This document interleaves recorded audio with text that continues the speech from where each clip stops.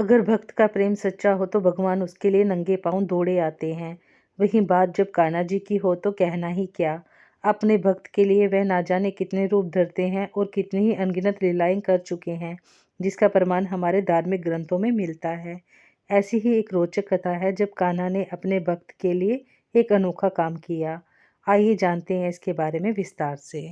पौराणिक कथा के अनुसार एक बार की बात है, किसी नगर में एक राजा ने एक मंदिर बनवाया जिसमें श्री कृष्ण की मूर्ति भी रखवाई, लेकिन उसकी कभी भी पूजा नहीं की। पूजा करने के लिए मंदिर में एक पुजारी को रखा गया।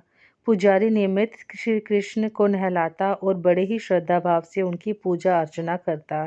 राजा भी रोज कान्हा जी के लिए फूलों की माला भेज देते और वह दर्शन करने आते तो पुजारी उस माला को उतारकर राजा को पहना देता। ऐसे करते करते पुजारी की उम्र बीत चुकी थी। एक दिन किसी वजह से राजा नहीं आ सका तो उसने एक सेवक के हाथों मंदिर में माला पहुंचा दी और कहलवा दिया कि आज वह मंदिर में नहीं आएगा, इसलिए पुजारी उसका इंतजार ना करे। इतना कहकर सेवक चला गया। पुजारी ने हमेशा की तरह कान्हा जी को माला पहना दी। लेकिन जब शाम हुई तो पुजारी यह सोचने लगा, माला उतारकर किसे पहनाई जाए। उसने सोचा क्यों ना ये माला मैं ही पहन लूं, वैसे भी मेरी उम्र हो चली है, जीवन का क्या पता कब खत्म हो जाए। इतना सोचकर पुजारी ने माला उतारकर अपने गले में डाल ली। लेकिन इतने में ही सेवक आ गया और उसने बताया कि राजा की सवारी मंदिर में पहुंचने वाली है। राजा की सवारी आने की बात जब पुजारी ने सुनी तो वह डर गया। उसने सोचा कि अगर राजा ने उसे देख लिया तो वह उसे मरवा ही डालेंगे। आनन फानन में पुजारी ने माला उतारकर वापस कान्हा जी को पहना दी। जैसे ही राजा मंदिर में आया तो हमेशा की तरह पुजारी ने माला कान्हा जी के गले से उतारकर राजा को पहना दी। लेकिन माला पर लगे सफ़ेद बाल देखकर राजा समझ गया कि पुजारी ने यह माला स्वयं ही पहनी थी। बस फिर क्या, राजा क्रोधित हो उठे और उन्होंने गुस्से में पुजारी से पूछा कि माला पर सफ़ेद बाल कहाँ से आया। तब राजा की बात सुनकर पुजारी डर गया और बोल पड़ा कि कन्हैया के ही हैं। अब तो राजा और भी क्रोधित हो गए, क्योंकि कान्हा तो भगवान है, उनके बाल सफ़ेद कैसे हो सकते हैं। इसलिए राजा ने फरमान सुना डाला, कल श्रृंगार के समय राजा खुद आएंगे और देखेंगे क्या सच में कान्हा जी के बाल सफ़ेद हैं या पुजारी झूठ बोल रहा है। उन्होंने कहा कि अगर पुजारी ने झूठ बोला होगा तो उन्हें फांसी दे दी जाएगी। राजा का फरमान सुनकर पुजारी का बुरा हाल हो गया।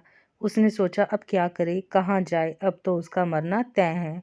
वह रोते रोते भगवान की शरण में पहुंचा और उनसे कहा, हे केशव, मुझसे झूठ बोलने का अपराध तो हुआ है, लेकिन हो सके तो मुझे क्षमा कर दो और राजा से भी रक्षा करें। पुजारी ने कहा कि हे माधव, आपकी सेवा करते करते मैं वृद्ध हो चुका हूँ, अब आप मुझे माफ़ कर दीजिए, ऐसी गलती दोबारा नहीं होगी। यह कहते कहते पुजारी की ना जाने कब आंख लग गई और उसकी आंख तब खुली जब सुबह हो चुकी थी। उधर सुबह होते ही राजा भी आ गया और कहने लगा, आज कान्हा जी का श्रृंगार वह खुद करेगा।